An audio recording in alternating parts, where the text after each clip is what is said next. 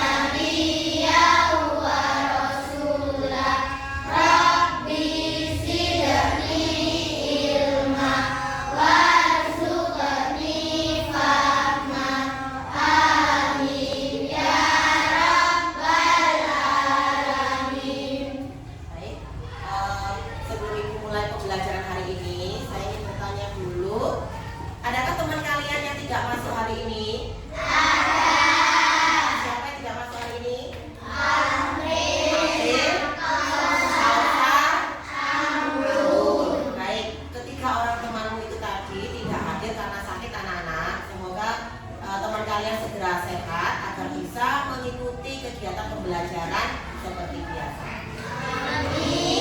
Baik, untuk membangkitkan semangat nasionalisme anak-anak, mari kita bersama-sama menyanyikan lagu Garuda Pancasila. Silakan berdiri semuanya. Semangat ya untuk menyanyikannya ya. Dimulai hitungan ketiga. 1, 2, 3. Garuda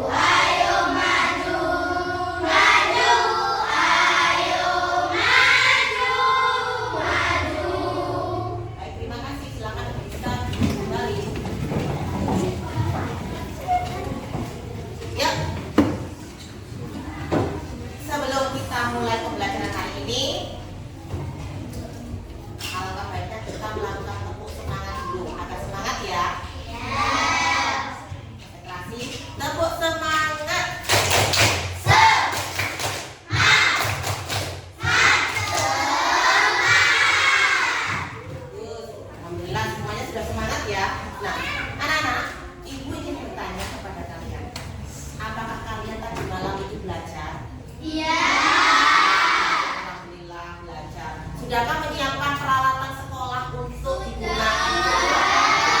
Apa saja dipersiapkan? Pensil, penghapus, pulpen, buku pelajaran disiapkan? Buku pelajaran yang kamu siapkan, apakah kamu bawa semua atau bagaimana? Berarti teratur ya, tidak dibawa semua ya. Bermain. Apakah kalian mengatur waktu bermain dengan waktu belajar? Iya. Berarti pengaturan itu diperlukan untuk bagaimana anak? Kegiatan sehari-hari. Nah, pada kali ini kita akan belajar tentang berpikir komputasional untuk pemecahan masalah sehari-hari. Nah, berpikir komputasional untuk kegiatan hari ini tujuan pembelajarannya apa? Diharapkan peserta didik dapat memahami konsep dasar berpikir komputasional dalam kehidupan sehari-hari. Yang kedua, memberikan contoh penerapan berpikir komputasional untuk menyelesaikan masalah sehari-hari. Nah, sekarang silakan perhatikan video pembelajaran berikut dan nanti akan ada pertanyaan terkait video tersebut. Hai teman kece, coba tebak apa artinya computational thinking atau berpikir komputasional? Adakah yang pernah mempelajari dan melihat kata komputasional di sini?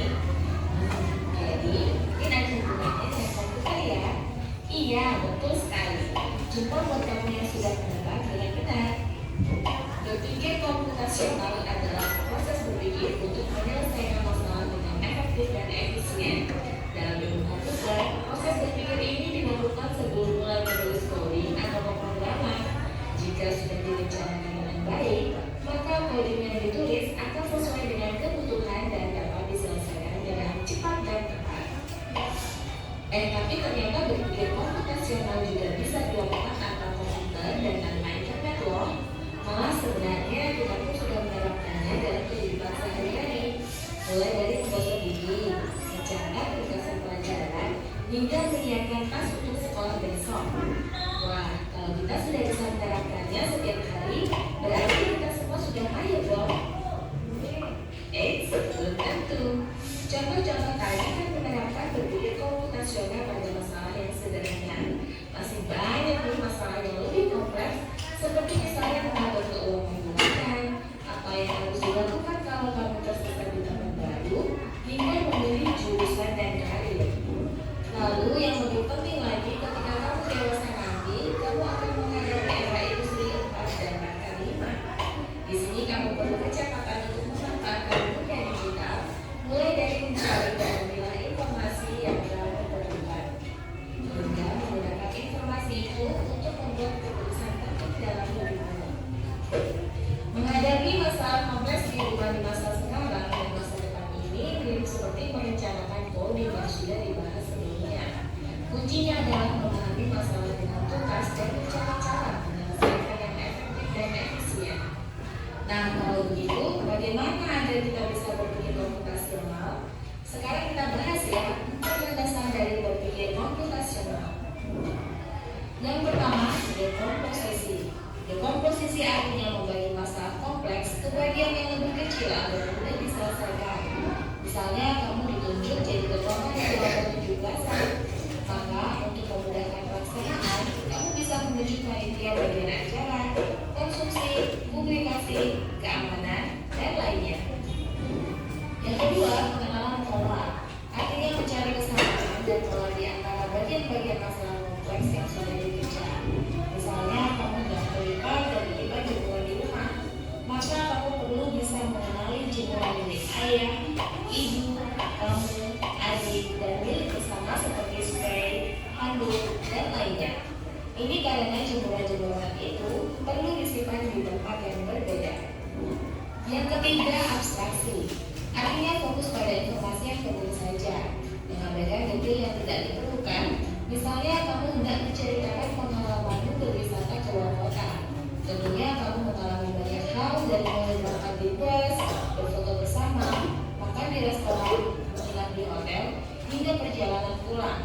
Tapi nggak mungkin kan kamu ceritakan semua kejadian dengan detail pada teman-temanmu. Pasti mereka bosan kalau kelamaan. Jadi kamu harus mencari beberapa kejadian yang menarik saja untuk diceritakan pada teman. Yang terakhir, algoritma. Artinya membuat langkah-langkah penyelesaian atau membuat aturan yang diikuti untuk menyelesaikan masalah. Misalnya kamu diberi daftar belanja di supermarket oleh ibu. Ada minyak goreng, telur, roti, sayur, dan kopi. Lalu kamu harus buru-buru karena ibu sudah mau memasak dengan minyak goreng itu. Nah, kalau seperti ini, satu cara yang efisien misalnya adalah dengan mengambil barang yang paling dekat dari pintu masuk hingga terakhir yang paling dekat dengan kasir. Nah, itu dia 4 landasan berpikir komputasional yang perlu diterapkan untuk memecahkan masalah yang kompleks. Lalu berikutnya, apakah ada cara untuk mengasah kemampuan berpikir komputasional? Tentu ada. Selain bisa coba kamu terapkan ke masalah sehari-harimu, kamu bisa juga latihan soal untuk mengasahnya. Misalnya, gurumu akan memberikan soal-soal computational thinking di mata pelajaran matematika, bahasa Indonesia, dan IPAS dalam kurikulum mereka. Selain itu, kamu bisa ikut tantangan Bebas Indonesia juga. Yuk coba simak satu contoh soal computational thinking. Dalam bis studi wisata, ada 3 kelompok anak yang akan diantarkan ke 3 tujuan berbeda. Bis berhenti pertama di restoran, lalu hotel, dan terakhir di museum. Hanya ada satu tempat penyimpanan koper di samping bis yang hanya bisa dibuka dari satu pintu.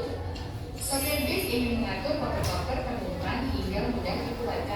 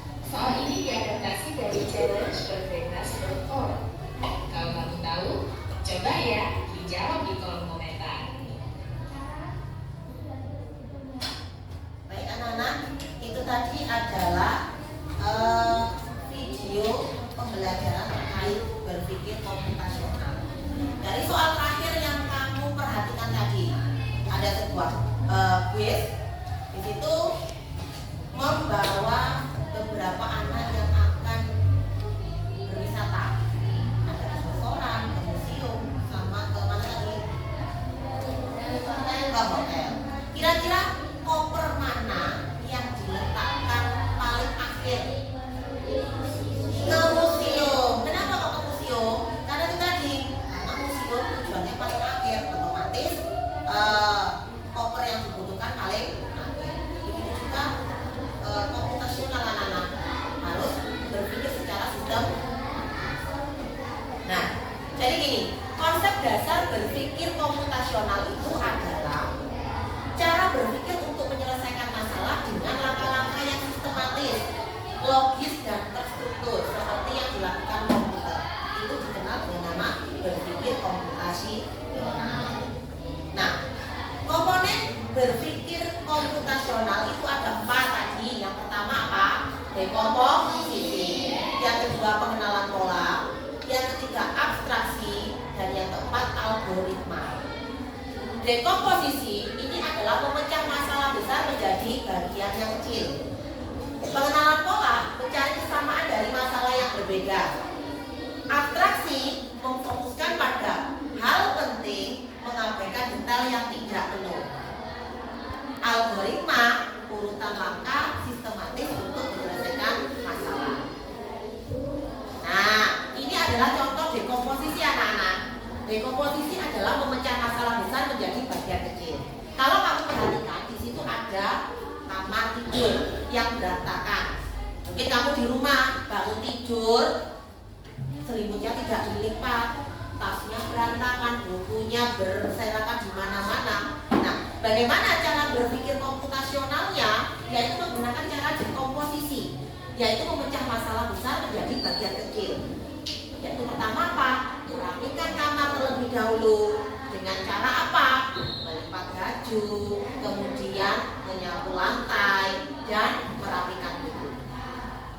Nah, ini merupakan berpikir komputasional dengan dekomposisi. Selanjutnya adalah pengenalan pola. Nah, di sini adalah mencari kesamaan dari masalah yang berbeda. Di situ ada gambar. Contohnya bangun tidur. Setelah bangun tidur apa? Mandi. Setelah mandi apa? Sarapan. Kemudian berangkat sekolah. Nah, pola ini berulang sehari-hari. Besoknya juga demikian. Bangun tidur, mandi, sarapan, berangkat sekolah, dan kembali lagi. Ini dinamakan pengenalan pola, yaitu komponen berpikir komputasional yang pengenalan pola. Yang ketiga adalah abstraksi. Abstraksi ini adalah memfokuskan pada hal yang penting, mengabaikan detail yang tidak perlu. Contohnya apa? Nah, kamu lihat di situ cara memasak mie instan. Yang kamu lakukan itu adalah membuat mie instan cukup dengan merebus air, kemudian memasukkan mie, bumbunya, dan disajikan. Nah, di sini kamu tidak perlu cerita tentang pancinya warna merah yang digunakan untuk memasak atau merebus mie. Tidak. Ini adalah contoh berpikir komputasional melalui abstraksi, yaitu fokus pada hal yang penting dan mengabaikan detail yang tidak perlu. Komponen yang keempat adalah algoritma. Nah, urutan langkahnya sistematis untuk menyelesaikan masalah. Nah, di sini contoh dalam membuat jus anak-anak. Dalam membuat jus buah, itu yang pertama cuci buah terlebih dahulu. Dipotong, kemudian di blender, dituang pada gelas dan siap untuk disajikan atau diminum. Nah, ini adalah 4 komponen berpikir komputasi. Yang pertama tadi apa? Yang pertama tadi apa? Dekomposisi. Yang kedua tadi pengenalan pola. Yang ketiga abstraksi. Dan terakhir adalah algoritma. Nah, ini adalah contoh berpikir contoh sederhana dalam berpikir komputasional dalam kehidupan sehari-hari. Contohnya menyusun langkah mencuci tangan, kemudian mengatur jadwal belajar dan bermain, kemudian menentukan urutan memasak mie instan dan cara tercepat menuju sekolah. Ini adalah contoh sederhana dalam berpikir komputasional dalam kehidupan sehari-hari. Nah, ini contoh demonstrasi menggunakan komponen berpikir komputasional komputasional dengan algoritma tadi, mencuci tangan. Kamu mencuci tangan itu ada urutannya anak-anak ya. Kan tidak mungkin langsung apa? Dan langkah yang terakhir apa itu? Bilas dengan keringkan kan. Yang pertama kamu yang lakukan adalah basahi tangan dengan air mengalir. Selanjutnya gunakan sabun secukupnya. Setelah itu gosok kedua telapak tangan. Yang keempat, gosok juga di sela-sela jari dan ujung tangan. Yang kelima, gosok ujung jari bergantian. Keenam, gosok ibu jari bergantian.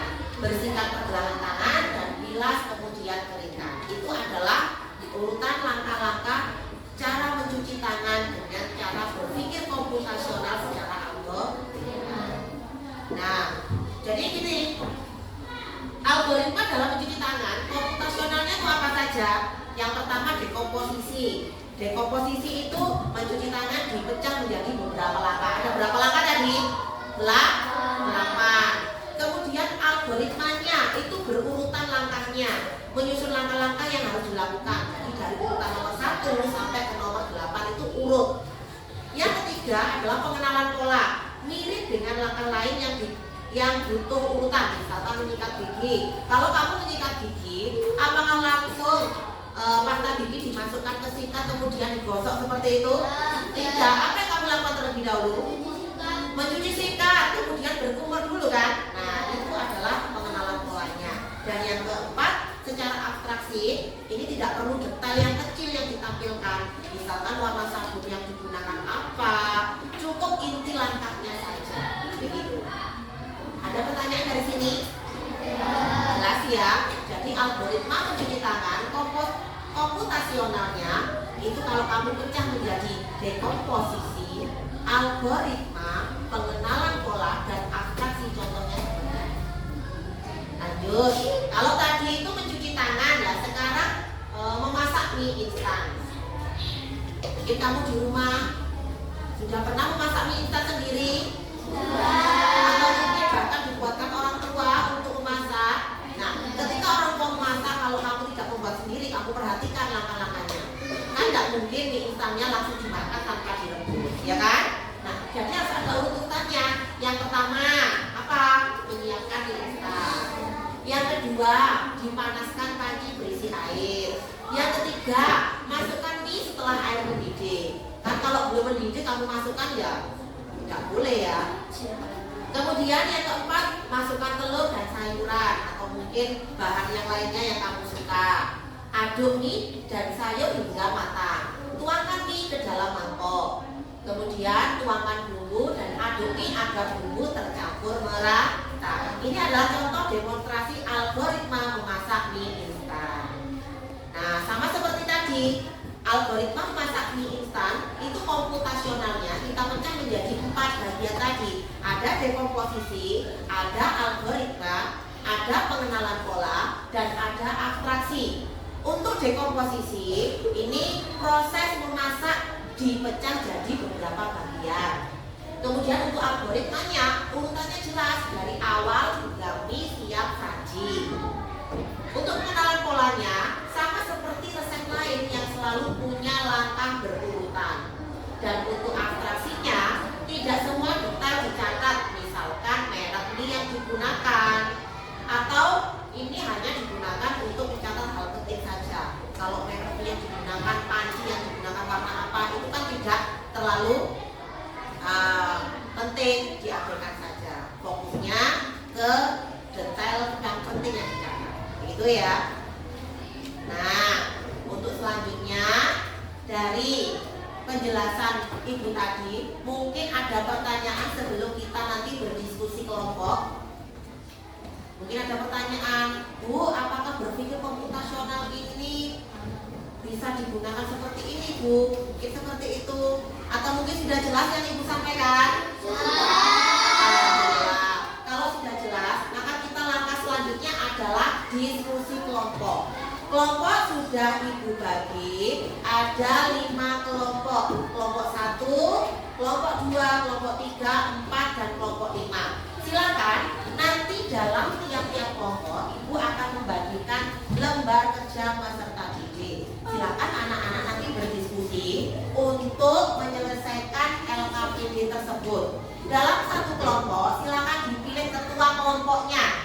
Ketua kelompok nanti bertugas memberikan instruksi kepada anggotanya untuk melakukan kegiatan tersebut dan memimpin jalannya diskusi. Ada pertanyaan dari sini? Ibu ingin bertanya dulu, apakah sudah menentukan ketua kelompok masing-masing? Sudah. Coba saya tes dulu ya. Kelompok 1 ketuanya siapa? Aiko. Aiko. Kelompok 2? Najwa. Kelompok 3? Ada. Ada 4? Haikal. 5? Yasmin. Oke, semuanya sudah memiliki ketua kelompok. Tugas ketua kelompok adalah memimpin jalannya diskusi.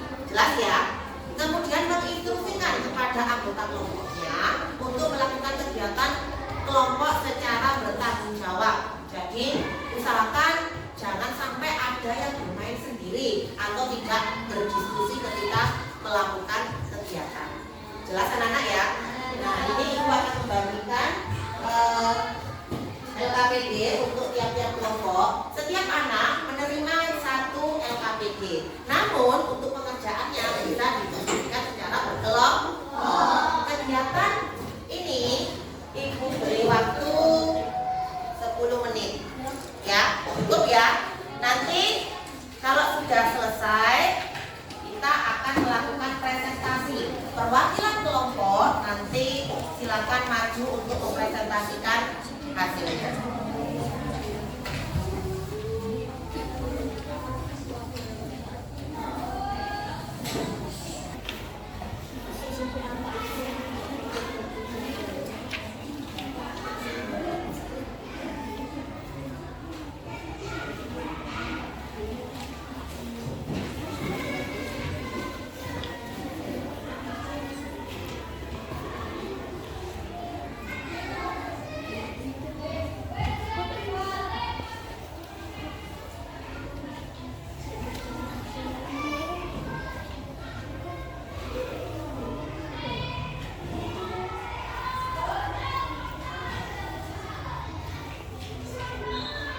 Silakan bisa untuk berdiskusi, misalkan ketua kelompoknya untuk memimpin jalannya diskusi. Ayo jawaban nomor 1 apa gitu, ayo.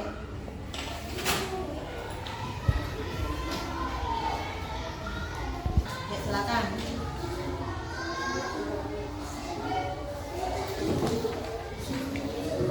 Ayo silakan.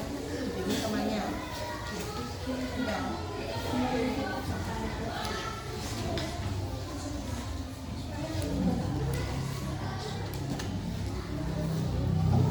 Ya, silakan. Manfaatkan waktu sebaik mungkin anak-anak ya. Mulai. Bagaimana anak-anak? Sudah selesai berdiskusi kelompoknya? Sudah. Sesuai instruksi yang Bu Yana berikan di awal, setelah anak-anak selesai berdiskusi bersama kelompoknya masing-masing, nanti perwakilan kelompok atau semua kelompok ya sudah bagi tugas untuk maju ke depan mempresentasikan hasil diskusinya. Yana ingin bertanya dulu, kelompok siapa yang ingin mempresentasikan terlebih dahulu? Angkat tangan. Ayo, kelompok mana? Ya, bagus. Beri tepuk tangan untuk kelompok 1. Ya, kelompok 1, kelompoknya Aiko, silakan maju ke depan untuk mempresentasikan hasil diskusinya. Silakan Aiko, agak sini. Agak sini, agak sini. Nah, agak sini. Nah, mepet, dibaca. Ayo.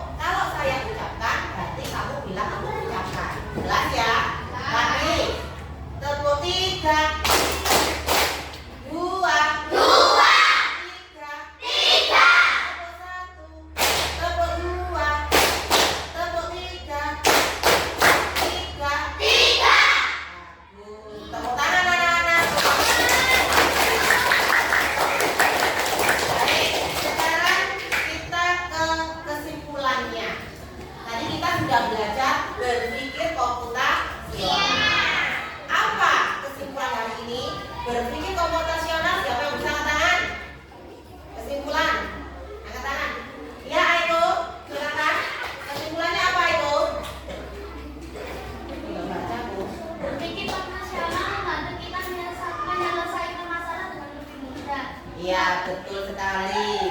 Kemudian kesimpulan yang kedua. Coba Zara, apa? Tadi kita pembelajaran hari ini. Berpikir komputasional dibagi menjadi berapa tadi? 4 komponen apa saja? Dekomposisi, pengenalan pola, abstraksi, dan algoritma. Baik, itu adalah kesimpulan pembelajaran kita kali ini. Sebelum kita berefleksi, Ibu ada soal evaluasi. Ini dikerjakan secara mandiri anak-anak ya. Jangan lupa menulis nama sekaligus nomor absennya. Untuk tugas KPP nanti silakan bisa langsung dikerjakan. Jangan lupa tulis nama maupun nomor soal, nomor absen. Ibu beri waktu 5 menit untuk mengerjakan soal evaluasi. Silakan tulis identitasnya terlebih dahulu.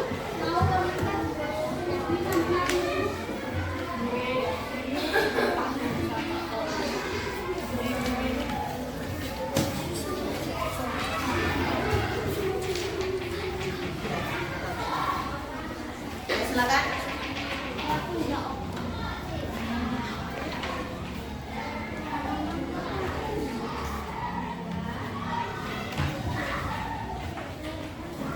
Jangan lupa tulis nama sekaligus nomor absen.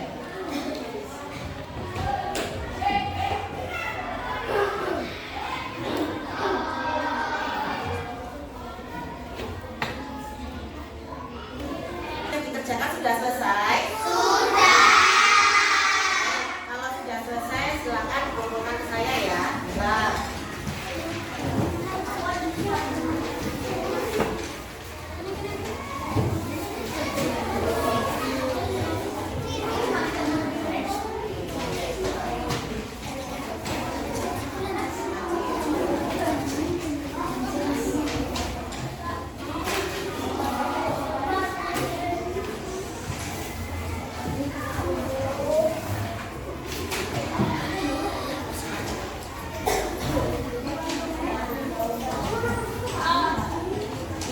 Sudah dikumpulkan semua ya, paling solusinya ya.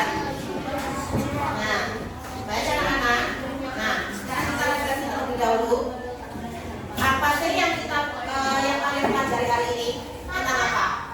Berpikir komputasional untuk menyelesaikan masalah sehari-hari. Nah, ketika kamu berpikir komputasional untuk menyelesaikan masalah sehari-hari, menurut kalian apa sih yang menyenangkan? Kegiatan diskusi, kemudian mengurutkan apa tadi? Langkah-langkah. Terus apa lagi? Apa lagi selain mengurutkan langkah-langkah? Tujuannya itu apa? Agar langkah-langkah terurutan itu tujuannya itu apa? Agar benar menyelesaikan masalah. Bagus sekali. Nah, apa yang bisa kamu perbaiki dari kegiatan hari ini? Bagaimana? Yang kamu perbaiki apa? Kalian harus bisa memanfaatkan waktu dengan sebaik mungkin, mengatur jadwal yang teratur agar semua langkah-langkah tersusun secara sistematis. Baik anak-anak, untuk kegiatan hari ini sebelum kita ke penutup, untuk minggu depan silakan anak-anak mempelajari etika menggunakan kecerdasan buatan. Jadi etikanya bagaimana? Itu adalah pembelajaran kita minggu depan. Silakan dipelajari terlebih dahulu sebelum kita ke penutup membaca doa. Penutup hari ini adalah setiap masalah itu pasti punya solusi. Jika kita berpikir dengan langkah yang teratur, itu adalah kata-kata penutup hari ini. Baik, sebelum pembelajaran kita akhiri, silakan ketua kelas untuk memimpin doa sebelum pulang. Silakan ketua kelas. Berdoa. Berdoa mulai. Bismillahirrahmanirrahim.